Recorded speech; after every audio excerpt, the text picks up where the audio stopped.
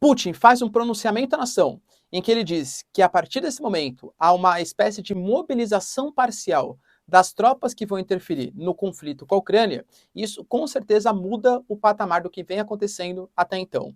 Há uma mudança importante geopoliticamente falando, inclusive com falas relacionadas ao uso de artefatos nucleares, pois é, e ao mesmo tempo também uma possível queda de popularidade, uma insatisfação da população. Porque eu não sei se todo mundo vai concordar com essa postura, hein? Há manifestações já começaram a acontecer contra o governo Putin. Zelensky, Biden e até o Papa se manifestam sobre a fala do Putin, lembrando que está rolando nesse momento, né, a Assembleia Geral da ONU, que o Brasil até abriu no dia de ontem, e também notícias importantes relacionadas ao Irã. O Irã, que está passando pelo 5º dia seguido de manifestações, porque a polícia local, a polícia da moral e bons costumes, abusou, segundo ali, né, grande parte da população iraniana, de uma moça que não estava usando o seu hijab de maneira adequada. Isso pode causar uma tensão geopolítica ainda maior no país persa. Além de tudo, Biden, no seu discurso, defendeu uma reforma do Conselho de Segurança Permanente da ONU. Será a hora e a vez do Brasil? Tamo junto? Vamos entrar nessa aliança? Se vocês querem entender um pouco mais sobre esses assuntos, e muito mais também sobre geografia, geopolítica, atualidades, política, polêmicas, enfim.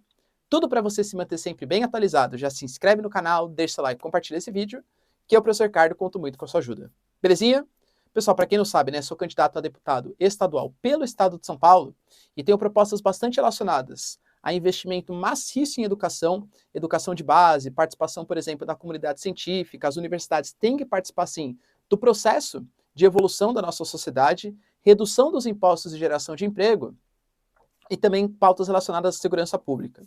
Se você quer saber um pouco mais sobre minhas propostas, link na descrição, que eu conto muito com o seu apoio. Tamo junto? Então bora lá pro vídeo, ó. Deixa eu ver aqui se tá ligado. Beleza, tá ligado o microfone. Então vamos lá, ó. Bom, a gente teve um pronunciamento, né? Eu falei para vocês, inclusive no vídeo de ontem, que aparentemente o pronunciamento ele tinha sido adiado, mas no final das contas ele não foi. O Putin ele fez o pronunciamento, né? E nesse pronunciamento, basicamente se consolidou tudo que já tinha a previsão de acontecer e, na verdade, um pouquinho mais.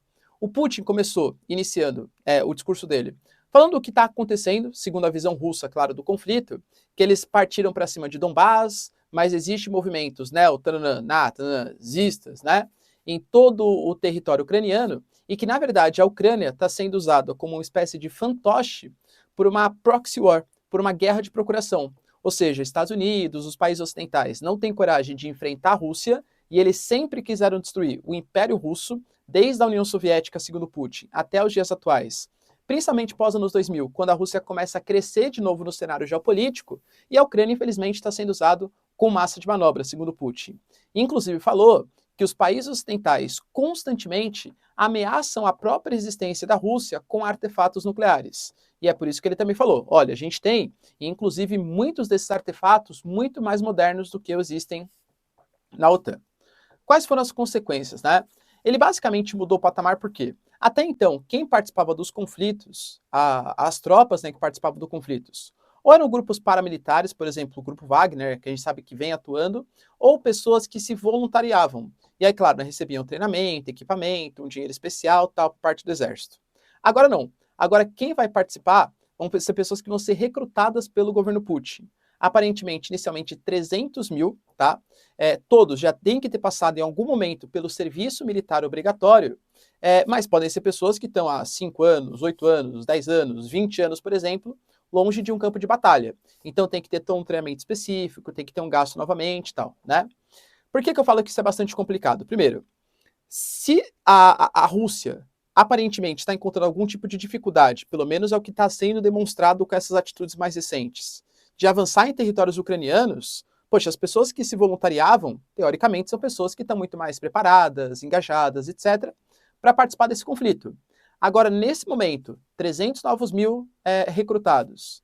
São pessoas que podem estar muito distantes do campo, que vão ter que ter um treinamento. O cara que não necessariamente quer ir participar. É muito diferente você ir porque você acredita numa causa, ou você ir porque o Estado está te obrigando a ir, senão você vai ser preso. Enfim, outras coisas ruins podem acontecer com você. Tanto que, por exemplo, a gente já teve hoje manifestações, mais de 1.000 pessoas foram presas. A gente teve número recordes, por exemplo, de pessoas que estão querendo sair da Rússia só por conta dessa possível convocação do exército russo. Por exemplo, hoje, para a Rússia sair, para o russo sair, ir para a Turquia ou para a Armênia, não precisa de nenhum tipo de passaporte. Assim, viagens esgotadas, não tinha mais como você sair do país, tá? Então, aparentemente, os russos, grande parte deles pelo menos, não estão concordando com esse fato. Além disso, muito possivelmente vai rolar, tá, os plebiscitos nas 4 regiões: Lugansk, Donetsk, Kherson e a região de Zaporizhia. E muito possivelmente os plebiscitos, até porque, e aí depende de quem está falando, né? A Rússia diz que vai ganhar o sim à Rússia, porque a população quer de fato pertencer à Rússia. Se você perguntar para um ucraniano, vai falar, é porque está sob ocupação militar. Guerra de retóricas, aí, guerras informacionais. Mas muito possivelmente vai ganhar.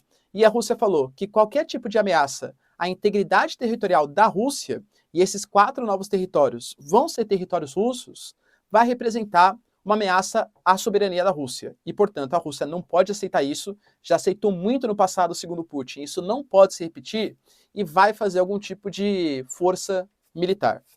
Como que eu estou vendo essa situação? A Rússia se enfraqueceu nos últimos tempos, perdeu alguns territórios importantes na região de Kharkiv, na região de Kherson, e está tentando fazer um contragolpe. E agora vai usar os territórios que foram conquistados como uma espécie de chantagem contrária ao mundo ocidental. E entendam bem, pessoal, que aqui eu não faço torcida, eu não faço, né? Eu estou fazendo análises. Análises, tá? É óbvio que o mundo ocidental não é o bonzinho da história. Óbvio que os Estados Unidos têm grande interesse nas revoluções coloridas, na Geórgia, na Moldávia, na Ucrânia e por aí vai. É óbvio que o Zelensky contou sim com o apoio de grupos, né, enfim, para conseguir combater ou pelo menos afastar o exército russo. Não existem bonzinhos nessa história. Mas aparentemente o que a Rússia vem fazendo nesse momento é uma espécie de conquista dos territórios sem legitimidade da comunidade internacional ou qualquer tipo de outro de país para fazer uma espécie de chantagem. Sabe, tipo, o Putin foi lá e pediu truco, e aí? E agora, vai atacar os territórios que foram conquistados ou vai ter medinho? E aí, quem que vai ceder primeiro? Porque aí também, né, fica do lado da Ucrânia agora. Porque se a Rússia reconquistar os territórios e a Ucrânia continuar atacando, e aí? Aí a Rússia vai ter que responder, inclusive o artefato nuclear, que foi o que ela prometeu. Será que o Putin vai ter coragem de fazer isso? A China, por exemplo, recentemente, fez uma série de ameaças a Nancy Pelosi. A Nancy Pelosi foi lá, pousou, fez a reunião, saiu, teve alguns exercícios militares, mas nada de mais sério aconteceu com Taiwan, pelo menos no momento. Será que a Rússia vai tomar algum tipo de atitude caso a OTAN ou a Ucrânia faça algum tipo de intervenção nos territórios que passaram pelo plebiscito? Deixa aí nos comentários. Lembrando, pessoal, que estamos passando pela Assembleia Geral da ONU e hoje foi o dia de discurso do Biden. E uma série de outros líderes também, tá? Líderes europeus, líderes mundiais e tal. O Zelensky, ele deu um pronunciamento falando que ele conta muito com o apoio do mundo ocidental, então mais do que nunca, para que não tenha um conflito nuclear, tá? O Papa falou também, pessoal, que não existe a mínima chance de uma guerra nuclear, né, um conflito nuclear, seja bom para o mundo, obviedade, né, mas é bom salientar, claro. E o governo Biden também disse que num conflito nuclear não existem vencedores. Mas falou que a Rússia, segundo os princípios dos Estados Unidos, segundo o que ele está vendo, claro, está rompendo a questão mais basilar, que é da ONU. A ONU foi criada para estabelecimento de uma paz mundial. E você não pode, segundo o governo Biden, segundo os princípios da ONU, fazer uma intervenção em território estrangeiro ameaçando a sua soberania com base na força. Professor, é hipócrita? Convenhamos, né, que os Estados Unidos fez isso, inclusive com a recusa da ONU, em 2003 no Iraque. Saddam Hussein, né? Então, claro que é hipócrita. Geopolítica é o mundo da hipocrisia. Geopolítica é o mundo dos interesses. Mas, enfim, né? Tá na hora, entre aspas, do Biden falar desse jeito. O Irã está passando pelo 5º dia seguido de manifestações. O que vem acontecendo ali? O Irã, a gente sabe que desde a Revolução Iraniana de 1979, ele tem uma interpretação bastante reacionária do que significa o islamismo, de opressão às mulheres, tudo tal, né?